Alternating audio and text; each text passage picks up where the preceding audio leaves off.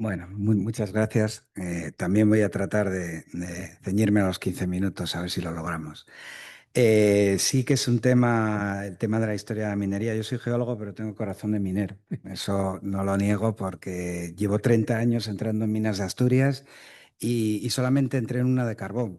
El resto de mi vida lo he pasado pues entrando en minas de metales que, aunque parezca que no, pues tenemos una región que parece un queso gruyere, completamente llena de instalaciones y en la mayor parte de los casos perdidas. Esta esta pequeña charla la quiero enfocar un poco a una reivindicación de ese patrimonio arqueológico industrial minero que yo a lo largo de mi vida pues estoy viendo cómo se va perdiendo.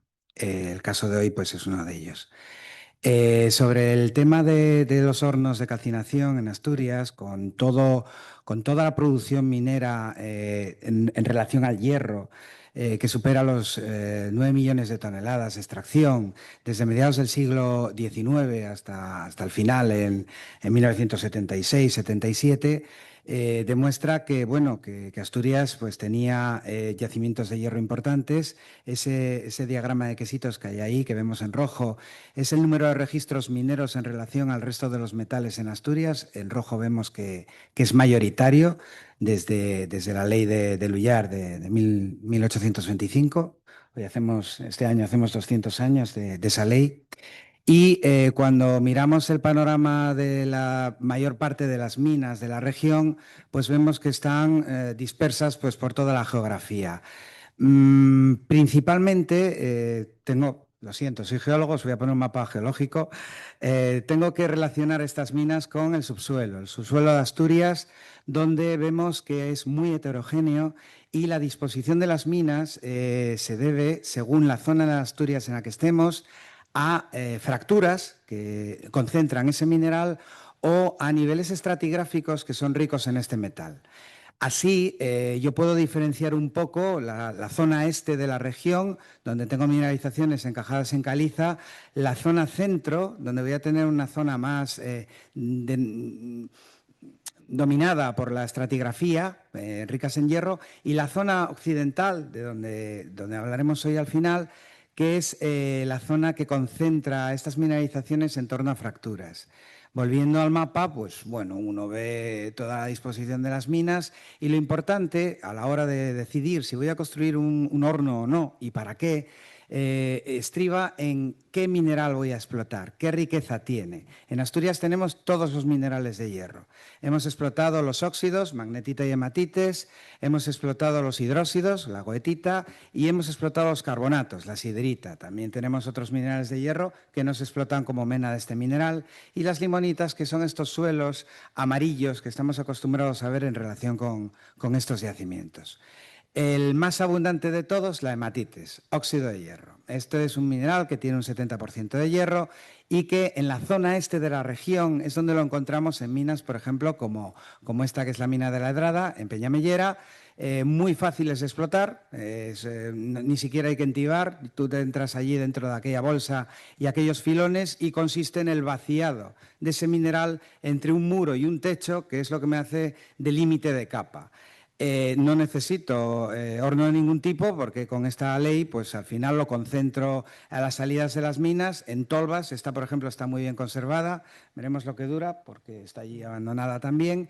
Y con ello pues lo llevo al punto donde yo voy a concentrar mi hierro para la obtención del metal.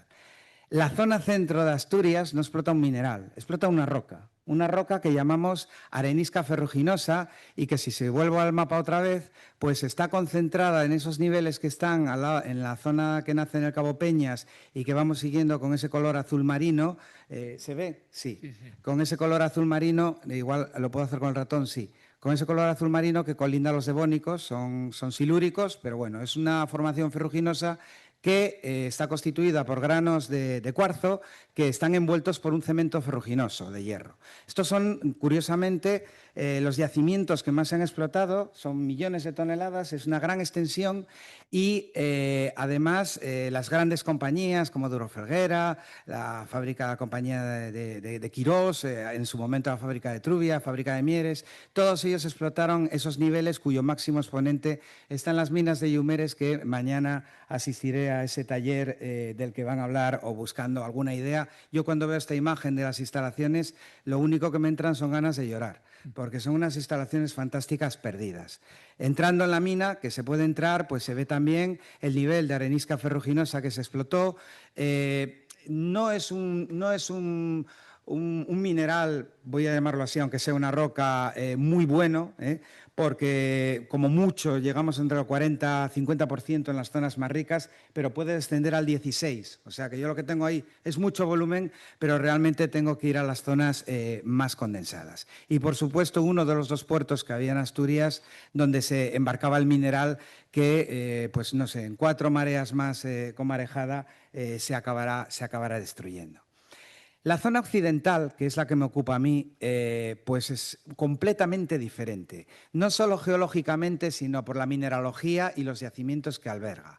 La mina principal de hierro del occidente, desde luego, fue el grupo minero de las minas de Porcía, y aquí en esta hermosa ensenada podemos observar los restos de lo que fue la zona del cargadero. Aquí había un tranvía que llevaba aquí vemos la última mampostería de hormigón, que aquí se subía una estructura metálica que llegaba al cargadero y aquí se cargaban los barcos.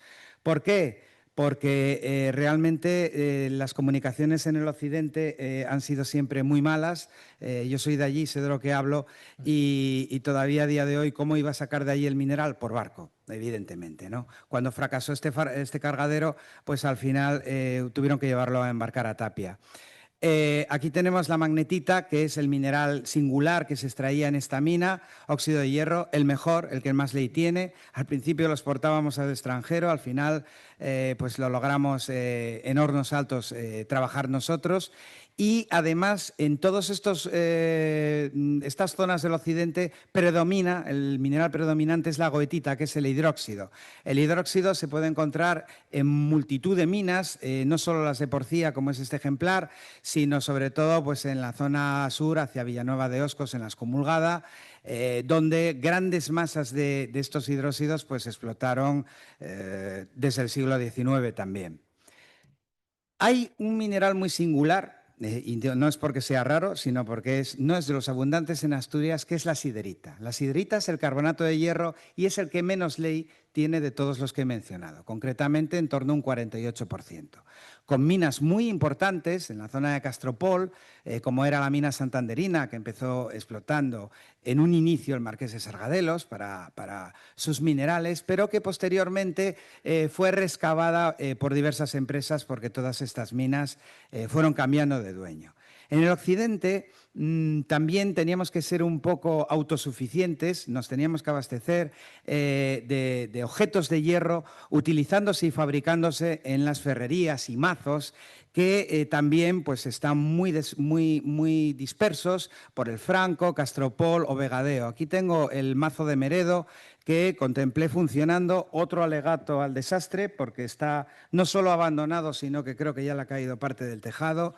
Y yo lo vi funcionando. A mí, cuando vi la fragua y la forja y vi el hierro trenzado al rojo con solo la función del agua, que era la energía que yo utilizaba para manejar este elemento, verdaderamente pues me asombró muchísimo. Insisto que al principio estos minerales se traían para estas ferrerías del País Vasco, pero cuando la cadena de suministro falló, empezamos a explotar nuestros propios yacimientos en búsqueda de esta siderita. Y esta siderita en concreto, donde están incluidos estos yacimientos, sí, ya lo sé, no podía ser. Se extiende por una corrida mineral que va desde las minas de Porcía hacia el sur hasta esta zona de Paramios. Todas estas minas combinan este carbonato en el cual yo observo estas cosas amarillas que veo aquí son sulfuros de cobre y hierro que están diseminadas por la siderita. Por tanto, en dos de estas dos minas se construyeron dos hornos a pie de mina que lo que hacían era calcinar este mineral para aumentar la ley al menos un 10% y tratar de eliminar estas impurezas. Este es el horno de las minas de la Grandela, en Castropol. En 2005 se hizo lo que se llama la Ruta das Minas, que es una ruta circular que rodea el horno y la mina, y aquí vemos que es un horno con 4 bocas, muy parecidos a los hornos vascos y de Santander. Me refiero, pues, por ejemplo, a las minas de Orconera, donde en la disposición del horno, el horno se alimentaba por la parte superior y en esas bocas que vemos ahí abajo era por donde se hacía fluir el aire para mejorar la combustión, a la vez que poder sangrarlo y extraer el mineral ya enriquecido. Esto es parte del cono de fundición que queda dentro del horno. La mina, que se puede visitar, realmente no llego al frente de Siderita porque la parte está completamente hundida, la parte por donde explotaba. Esto es lo único que se puede ver en la base del horno. En el horno vemos unos cinchos de hierro que lo amordazan alrededor de una construcción de ladrillo refractario, y en la parte de arriba hay unas barandillas. La primera imagen no tenía hiedra, esta imagen sí. Distan las dos fotos 11 años porque abrieron la ruta y no volvieron a preocuparse ni del horno ni de nada. La hiedra va subiendo y poco a poco pues va deteriorando el elemento. Pero este está bien.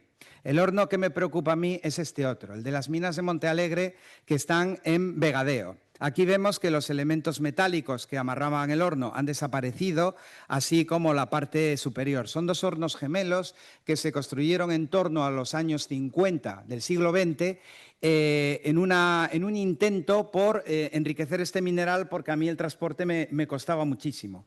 Y, en principio, la empresa que vemos aquí, la dueña de la explotación, era McLennan de Minas de Bilbao, que posiblemente se lo arrendó a la fábrica de Mieres porque los hornos son iguales y toda la zona de la corrida mineral, desde las minas de Porcía a estas minas y a las minas de Los Oscos, con minas de Leo, todo ese mineral acababa en la fábrica. No sé si en la imagen se ve una grieta que va desde la parte superior, llega un poquitín más abajo. ¿Se llega a ver? No se ve el puntero. Ah, ¿no se ve el puntero? No. Vaya, yo lo estaba haciendo, pero bueno, hay una grieta central que avanza.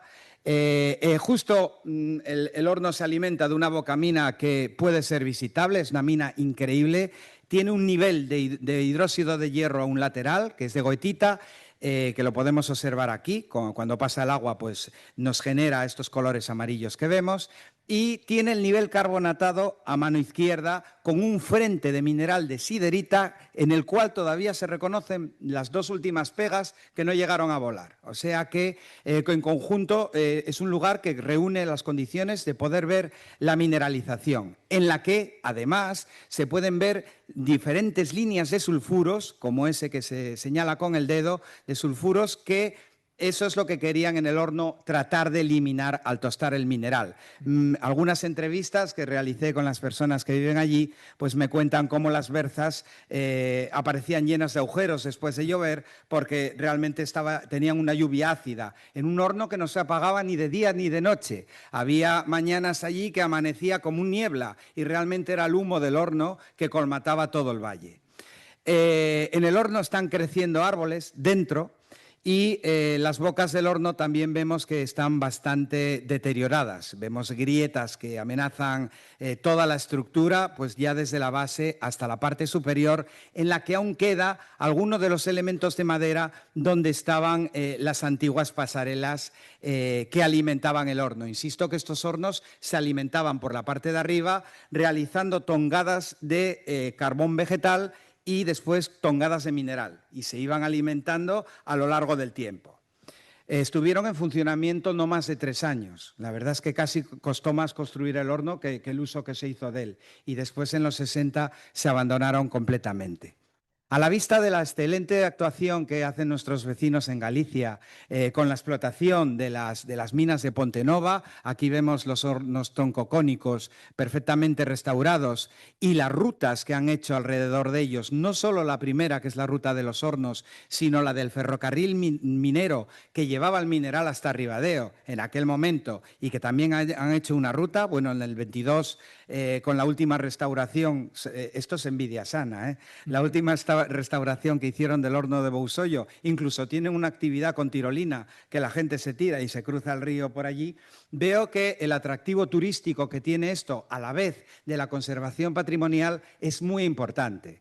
Con esa idea, entre 2011 y 2018, con los sucesivos alcaldes de Vegadeo, pues les planteé la posibilidad de conservar el horno, restaurarlo de alguna manera, rehaciendo una ruta que yo quería que se llamara la Ruta del Hierro, que ya existe, porque en esta trama que vemos de color amarillo es un intervalo que es una ruta que lleva al Mazo de Meredo, hoy abandonado, y en esta ruta se podía ver la mina, el horno de calcinación, la antigua ferrería, que está, una ferrería del siglo XVI, que también se encuentra entre la maleza en el río Suarón, en la base. No me queda ni un minuto.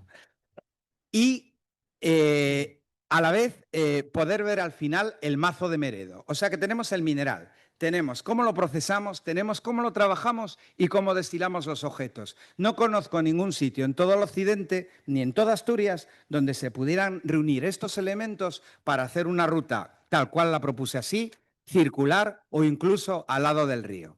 Con esto acabo, con un minuto de más, no tenía para más, pero sí que deseo que en la publicación, que espero poder hacer, detallar concretamente la historia de estos dos únicos hornos de calcinación que tenemos en Asturias y que esta foto que estamos viendo ahora es de hace 5 años, con la que tenía la portada es la del mes pasado. La vegetación vuelve a crecer. Aquí talaron los árboles, ahora tenemos una enfermedad en el occidente con los pinos que está haciendo talar todos los bosques. Me están quedando las minas y los afloramientos a flor, con lo cual pues puedo hacer estas fotografías, pero lamentaré que si no se hace algo y yo verdaderamente ya no sé a dónde llamar, este horno acabará destruido y con él pues la historia, un poquito de la historia minera metálica asturiana. Muchas gracias y perdón por extender.